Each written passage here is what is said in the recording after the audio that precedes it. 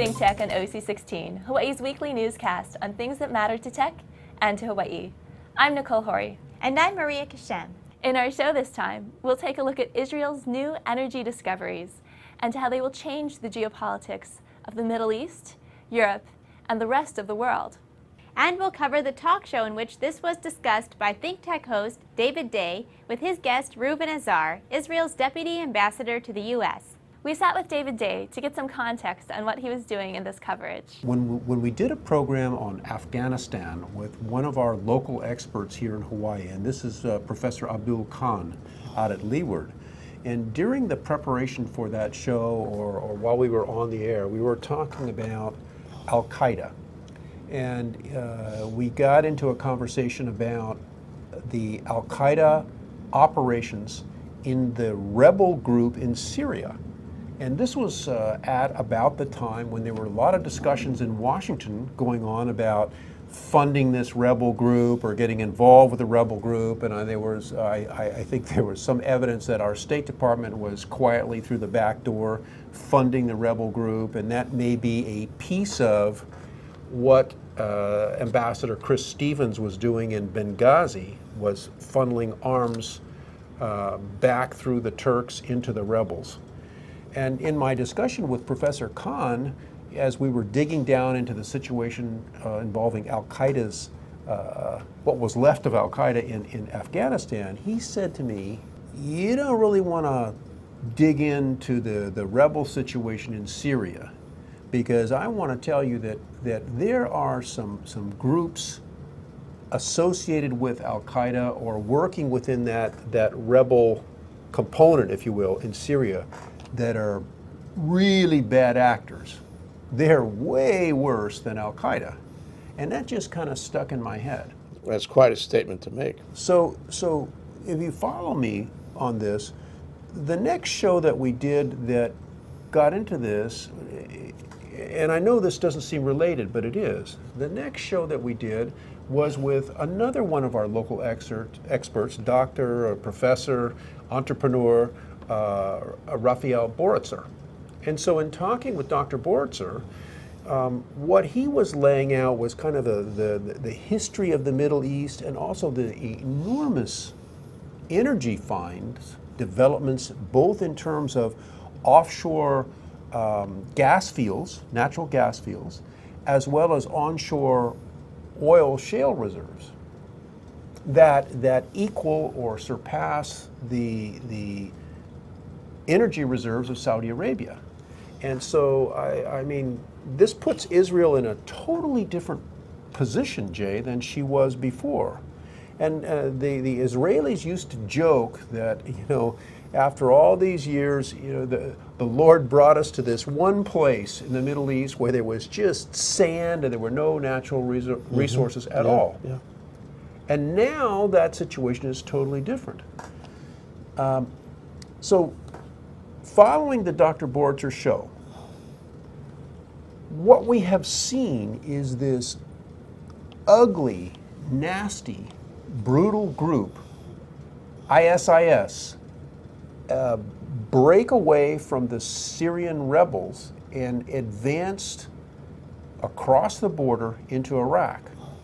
And the official name of this group is the Islamic State of Iraq and Greater Syria, or sometimes it's known as the Islamic State of Iraq and Al-Sham, shortened to ISIS. As we look at that movement and the brutality that this Sunni group was forcing down or coming down on other Muslims, I began to think, my God, Israel is really in the crosshairs.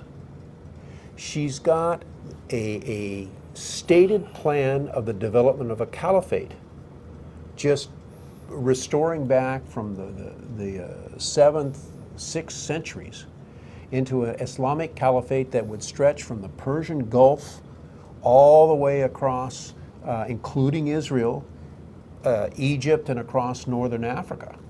And so the establishment of that caliphate means that Israel's got to go.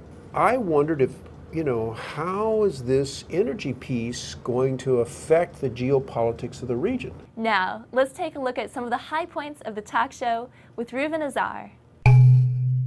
The first news development that people would like to know kind of your views on is this whole an explosion coming out of Syria into Iraq by this group called the Islamic State of Iraq and Greater Syria, ISIS. Mr. Deputy Ambassador, I want to show our folks map number 1, if we could.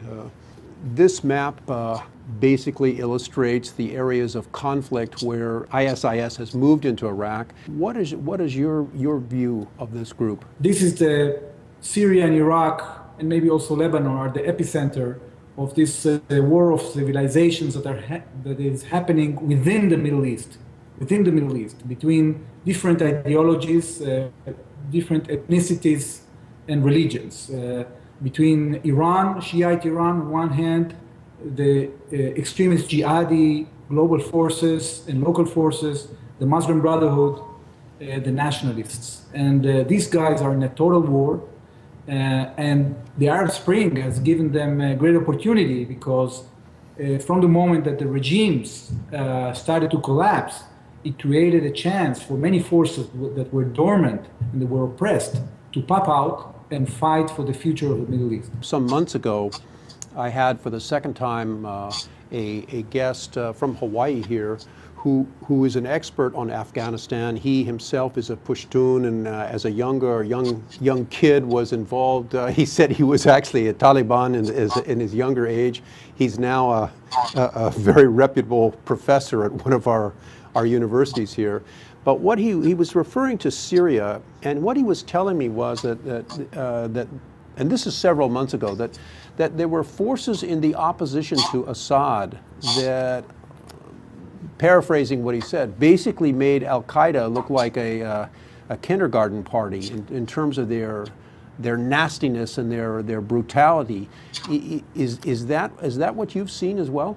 Well, I think we have to differentiate between different types of Sunni population. Basically, what happened in Syria is a rebellion of the periphery against the center, against Damascus. For years, actually, the Assad regime, which is concentrated in the Alawite sect, and with some pacts with other minorities that were part of the elite, they were neglecting the periphery. There is a very interesting climate change kind of thing that was happening in Syria, in which the periphery was mainly agricultural society and Sunni society. And this society suffered from 7 years of consecutive years without rain, of drought. This created a huge amount of immigration to the cities, huge amount of protest. And at the end of the day, when the Arab Spring started, all these forces erupted at once. Now, what is happening is that there are several militant forces that are pretty small that are taking advantage of the situation and basically are abusing the situation in order to set their agenda. So basically, those that have the Kalashnikovs and they have the arms basically went up for arms, not necessarily for the sake of the future of Syria, but for the sake of their own narrow interests. And they're taking in hostage larger than larger parts of the population. That drive that you taking advantage of larger and larger parts of the population then has included a drive deep into Iraq. And as we understand it, and Control Room, if we could show our audience map number 2 would be great there. And this darker tan area represents areas of the ISIS control of Iraq and Syria now, and of course on the outskirts of Baghdad. One of the things that we have seen in the media here is this incredible brutality of this particular fringe group as they drive into Iraq that has included mass executions. Even in Syria, there have been situations, images that we don't want to spend a whole lot of time on, but of actual chopping off of hands as they want to apply Sharia law. There have been examples of Syrians crucified, and I don't know whether that will continue in Iraq, but certainly the mass killings and brutality, and with a large area being captured. I'm sure this is something that Israel has been watching very closely and very concerned about. Yes, we are. We have to also understand that not only in Syria, but also in Iraq, what happened, despite the efforts of the United States to convince the Prime Minister of Iraq, Maliki, to have an inclusive system in which he will share power with Sunnis, what has happened is that Sunnis were sidelined by Prime Minister Maliki. And at the end of the day, even those forces within the Sunni community that were fighting terrorists have decided to join them. In the past, you had leaders of tribes, you had forces that were called Sahwas, that they were fighting Al-Qaeda and fighting the terrorists, but at the end of the day, they got to the conclusion that the only way to seek their own interest would be by joining forces with terrorist elements like ISIS. So what is happening now is that ISIS has broken ground in Iraq in a very, very fast way. And because of the fact that you have anarchy in both countries, they are capable of creating this consecutive area that is cutting both countries, Iraq and Syria. We also got David Day to discuss what he learned in this particular talk show and what made it special. To really appreciate why I was so enthusiastic about his optimism, he added two other pieces of gloom that I had forgotten about. And one of them was the Iranian drive to establish their own Shiite caliphate in the same region, across that same crescent, from Iran, the Persian Gulf, all the way to the Mediterranean, including Israel. And you remember the statements of Ahmadinejad that he was going to blow Israel off the face of the earth. So now you have a completely different movement, different cultural group, but again, Israel in the crosshairs. And then the third one was, that the deputy ambassador pointed out, was don't forget about the Muslim Brotherhood. That's another Sunni group that wants to establish a caliphate and eliminate Israel. This nugget that we uncovered in this show was that because Israel has this energy wealth, that she has her own energy needs taken care of for the distant future, and that she is going to be an exporter, a net exporter of energy. You put that over here. And the second piece is Israel has developed the technology for recycling water. So now she's agriculturally independent and she can export agriculture. And that water technology is needed by the other Arab countries.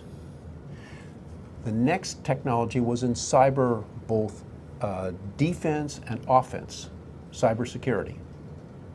And all countries, including the United States, need that. And the fourth one, perhaps the most important. Israel has had enormous experience since her inception in dealing with terrorism and countering that terrorism. And so what the deputy ambassador disclosed to me in this show that I thought was so exciting was that if you take all of those items, the energy, the ability to handle terrorism, the experience with terrorism, the recycling of water, and the cyber technology, and you package all that together, he said what that's doing is that's attracting relationships that Israel could never imagine happening before. What you describe is the contrast of these countries. They're faced with the benefits of a relationship with Israel and the West versus ISIS, which is returning to some primitive time and violent time, and where no one has personal security the choice will be easy, I think, I hope. Out of all that blackness and all that negativity, there was some real excitement that was saying, hey, there's opportunity here of building new relationships because, as you pointed out, we don't want to go back to the 7th century. We're not going that far. Early on, ThinkTech felt that Hawaii must study Asia to be global, hence our regular talk shows on Asia in Review. As time went by, we began to feel that for Hawaii to be global, as in ThinkTech Global, we need to study the Middle East, hence our growing interest in talk shows on what we call West of Asia. The bottom line is that Hawaii needs to be truly global. After all, we are a polyglot of peoples and cultures. We know the need for cross-cultural understanding and collaboration, and we know the way. Let's use that knowledge for our own advantage. Traveling helps, but it's more than that. It's being aware of the distant horizon every day. A group of islands located in the mid-Pacific cannot shrink from global awareness. We need to know global events and sea changes. The burden of our isolation is the need to have a greater awareness of things happening far away, and from that to learn world-class resilience and self-reliance. It's not for curiosity, it's to know the latest thinking, the latest technologies, the latest best practices for energy, climate change, and food and water security. We need to learn everything we can from everywhere we can so that we can be the best of the best and the most sustainable in good times and bad. That's why the energy discovery made by Israel and the effects of that discovery on Israel, its neighbors in the region, and other nations around the world is something we want to study. Just as Israel's discoveries can improve its leverage inside and out, so Hawaii's energy best practices and technology can improve our life at home and our trade and relations with the mainland and Asia. The reality is that between imported fossil fuel and imported food, we send nearly $20 billion away every year, which is actually far more than the tourism industry brings to our state. It's time that we found a way to turn that around. If Hawaii can discover renewable energy in quantities worthy not only of use here, but also for export, that would change everything. If Hawaii can grow its diversified agriculture to the point where we're not just feeding ourselves, but also exporting food, that would change everything too. So that's what we can learn from Going Global with David Day and ThinkTech Global. Stay tuned for more on ThinkTech and join the movement to make Hawaii self-reliant, not only a global citizen, but a global leader. We have the goods, now we have to do what it takes.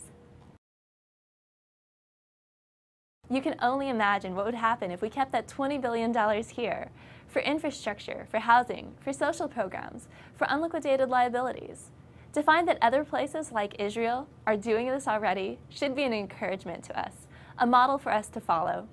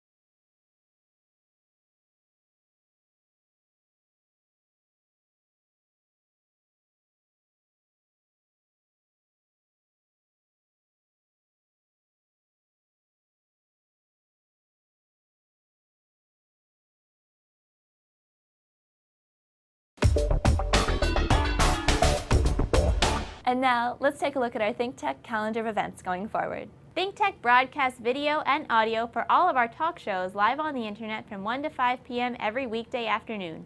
If you missed a show or want to replay or share any show, they're all archived on YouTube.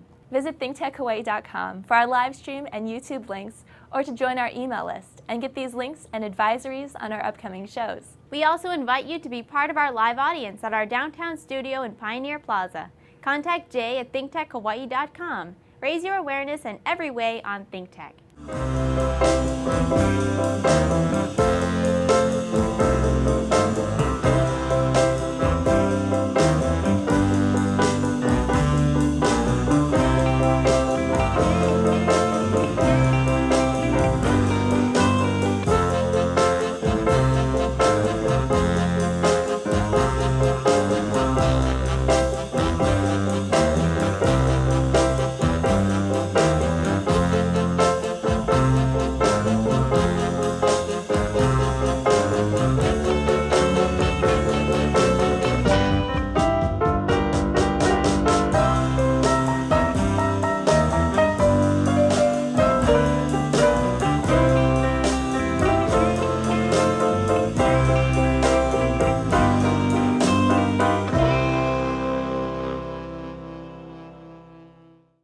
On Tuesday, July 1st, ThinkTech will present a gubernatorial forum on Kaka'ako at the Capitol Auditorium.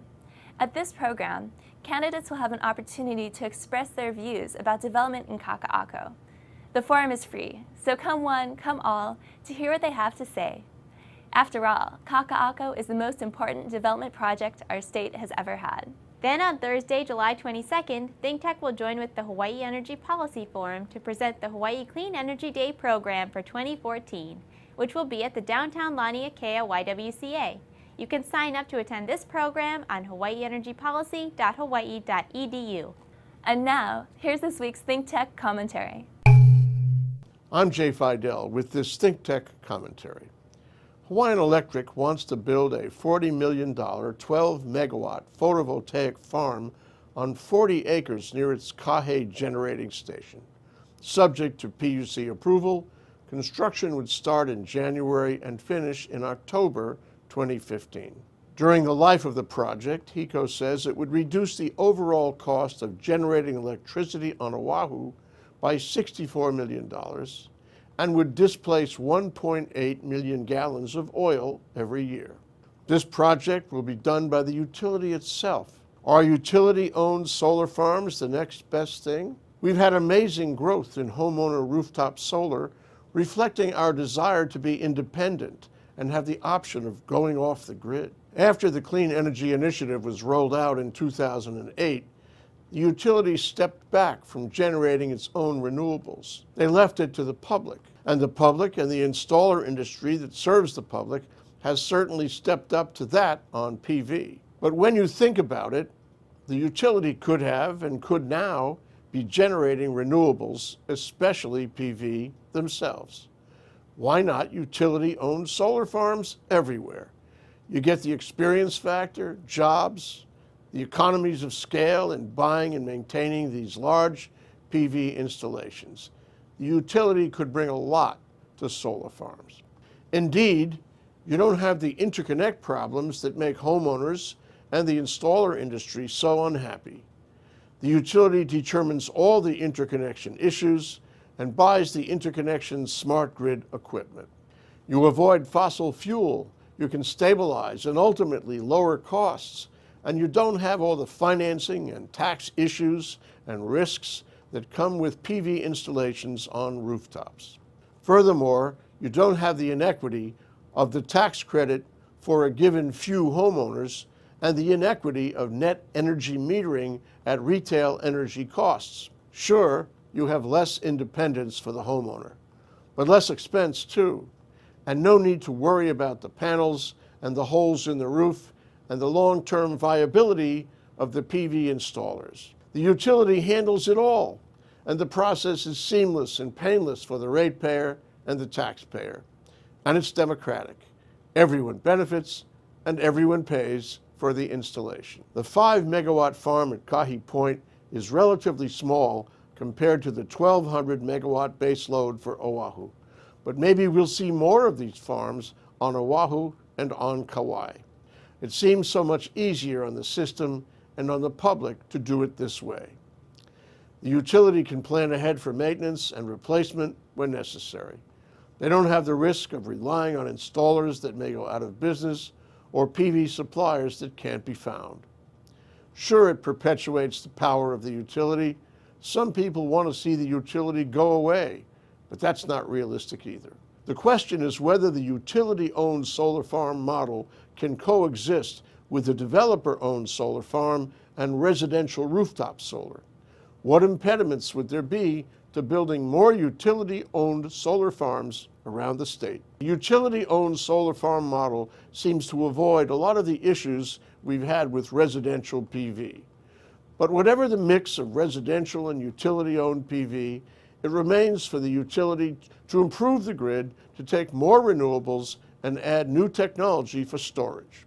Homeowner residential solar has been declining over the past couple of years. Let's give utility-owned solar farms a chance and see what happens. In fact, that may be the next best thing and may help us get to where we want to go a lot more efficiently. I'm Jay Fidel with this ThinkTech commentary. We'll be right back to wrap up this week's edition of ThinkTech. But first, we want to thank our underwriters. Castle & Cook Hawaii, 160 years of investing in Hawaii, creating communities, and providing for the needs of our state. Collateral Analytics, a Hawaii-based tech company empowering the real estate industry to make better-informed property investment decisions. The Foreign Trade Zone, bringing the benefits of the Foreign Trade Zone program to Hawaii businesses and entrepreneurs. Galen Ho, a senior executive of BAE Systems, a global defense, security, and aerospace company. Hawaiian Electric Company and its affiliates Maui Electric and Hawaii Electric Light Company on Hawaii Island.